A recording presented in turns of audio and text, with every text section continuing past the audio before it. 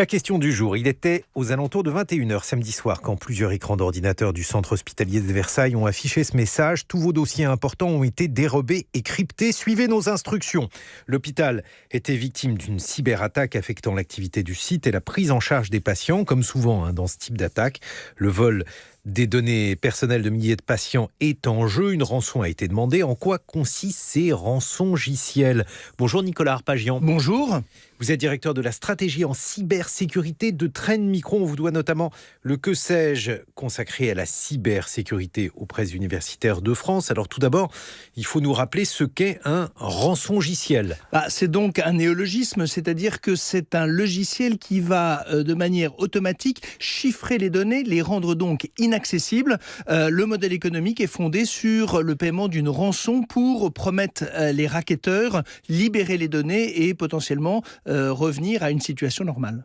Une fois de plus, c'est un hôpital qui est visé, ou en tout cas, une fois plus, on sait que c'est un hôpital. Il faut que vous nous expliquiez, Nicolas Arpagian, pourquoi ce genre d'établissement semble être visé. Alors déjà, un état de situation, c'est qu'un hôpital a besoin du numérique pour fonctionner. C'est-à-dire que pour assurer l'accueil des patients, le suivi de ceux-ci, la gestion de ces plateaux opératoires, les interactions avec la médecine de ville ou l'agence régionale de santé, il a donc besoin de ce numérique. Deuxièmement, effectivement, on constate, l'agence européenne de cybersécurité, l'ENISA, a publié une étude justement à l'échelle des 27 disant que les établissements de santé consacreraient à peu près la moitié de ce qu'il faudrait à leur budget de cybersécurité. En clair, d'habitude, on considère qu'il faut au moins 10-15% d'un budget de système d'information consacré à la protection de ces derniers. En général, c'est plutôt la moitié qu'on constate dans les établissements de santé. Donc,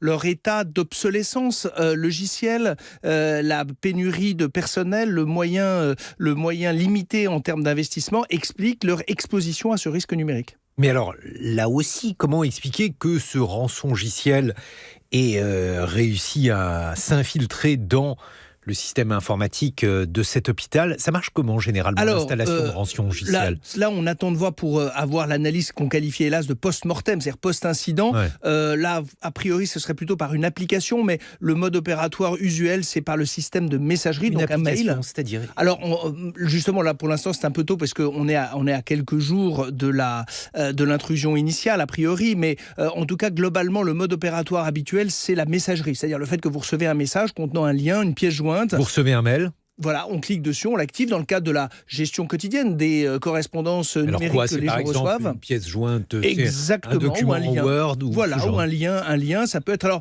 évidemment, un établissement de santé est destinataire de beaucoup de fichiers parce qu'il y a des résultats d'analyse médicale, il y a de l'imagerie, il y a des factures également, et donc c'est tout à fait banal d'avoir ainsi une correspondance. Alors la première chose, c'est que d'habitude, il serait souhaitable que plus les systèmes sont silotés, isolés.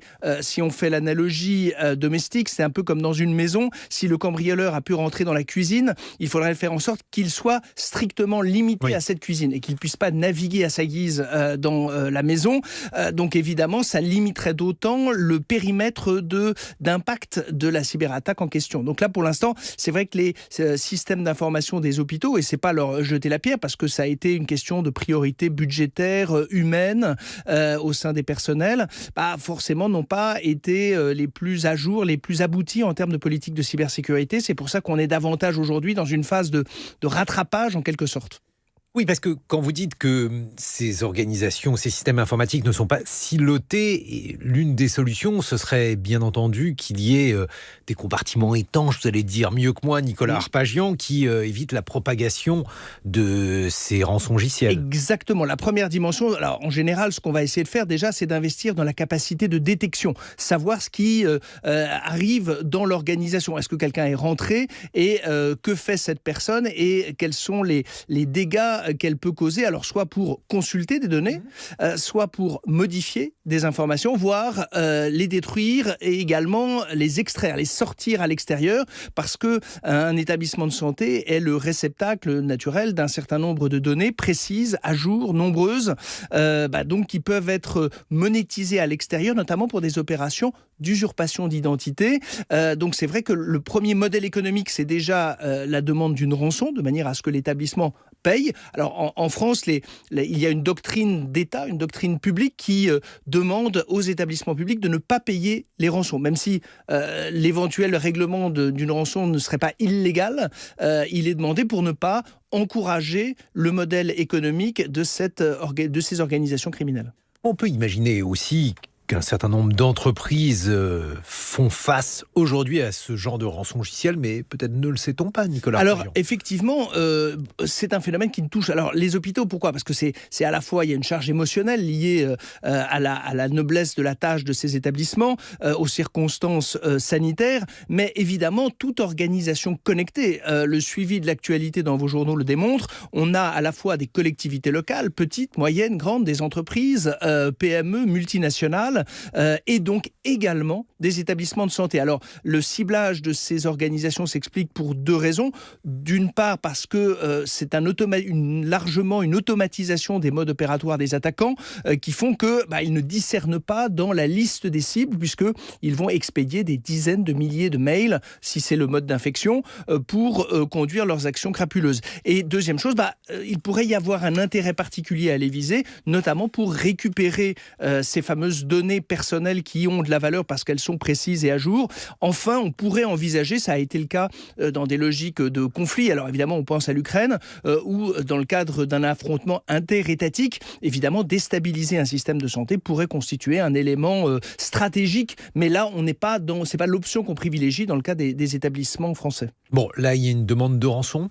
Il y a une demande de rançon. Alors là où il y a une évolution de ces derniers mois, c'est qu'on aurait pu plus facilement suivre une cote du montant des rançons. Pourquoi ? Parce que le montant initial était mentionné dans le premier message des racketteurs. Là, c'est une invitation, comme disent les juristes, à entrer en pourparlers. Et donc, on n'a pas... Et d'ailleurs, la municipalité, le maire étant président du conseil de surveillance de l'établissement, a dit que de toute façon, et c'est souvent ce qu'on constate avec le secteur public, le montant n'a peu d'importance parce que, comme il n'envisage pas de payer, c'était même pas la peine de le savoir, sachant que, à titre indicatif, l'hôpital de Corbeil était parti sur l'équivalent en crypto-monnaie de 10 millions de dollars. Après négociation descendue à 1 million, vous voyez que le but est surtout, avant tout, de récupérer de l'argent. Alors, le plus d'argent possible, mais le montant est négociable. Là, on pourrait envisager, au regard de la taille de l'établissement, de l'expérience qu'on a, le montant aurait pu être de à peu près 2 millions de dollars, l'équivalent de 2 millions de dollars. Mais est-ce que vous pensez qu'on va payer ? Non, alors il y a sûrement... Alors non, parce que déjà, je vous dis, il y a cette mise en conformité avec la doctrine publique. Et puis, un établissement public, c'est un formalisme certain, c'est-à-dire que le comptable public a besoin d'avoir des appels d'offres, éventuellement d'ailleurs des appels d'offres européens en fonction des montants. Il y a tout un formalisme et le paiement en crypto-monnaie n'est pas permis, en tout cas n'est pas dans l'appareillage juridique et financier de ces établissements. Donc même s'ils le voulaient, ce serait extrêmement complexe à mettre en œuvre, mais ce n'est pas à l'ordre du jour et la consigne est dans les établissements publics respectés de ne pas payer les rançons. Merci beaucoup Nicolas Arpagian. Je renvoie à votre Que sais-je dans la collection des PUF, collection bien connue, Que sais-je consacrée à la cybersécurité.